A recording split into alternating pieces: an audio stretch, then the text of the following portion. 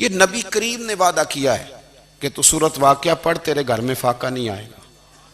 हज़रत अब्दुल्ला इब्न मसूद रदी अल्लाह तआला अन्हु बीमार थे तो हज़रत उस्मान गनी रदी अल्लाह तआला अन्हु तीमारदारी के लिए तशरीफ़ ले गए और जा करके कहा कि आप बड़े बीमार हैं, आपकी बेटियां ज़्यादा हैं, मैं चाहता हूं कि ख़जाने में से कुछ मदद करूं।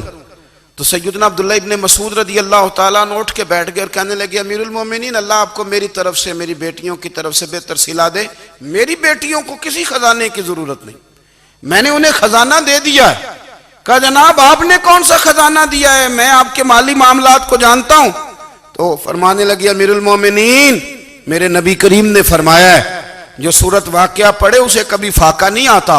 मैंने बेटियों को याद करा दी है, ये खजाना मैंने उन्हें दे दिया है। वो सारे वालिदैन सुने जो बेटियों के लिए परेशान रहते हैं।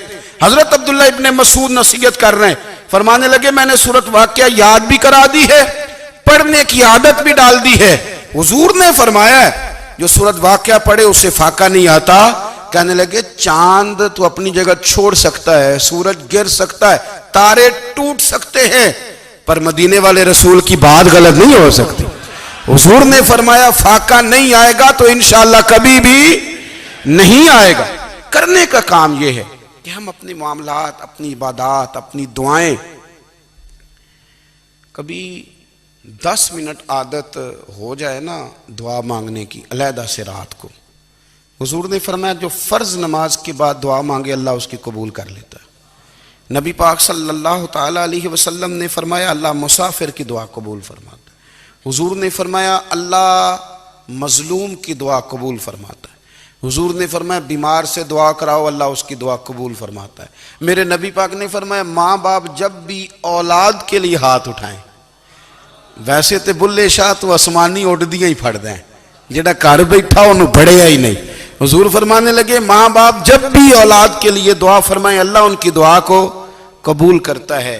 आप अपना ताल्लुक बनाएं दुआ के साथ, इबादत के साथ, मुसल्ले के साथ रिश्ता बनाएं, इस्तिगफार पढ़ें। मेरे नबी पाक ने फरमाया दुआ मोमिन का हथियार है, दुआ मोमिन का।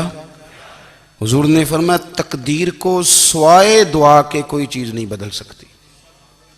दुआ मोमिन का हथियार है, ये काफिर के पास कोई नहीं, ये हथियार है मोमिन का।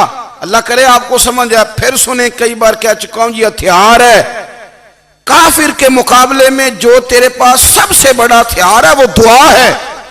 दुआएं करानी छोड़ दी, करनी छोड़ दी, लेनी छोड़ दी।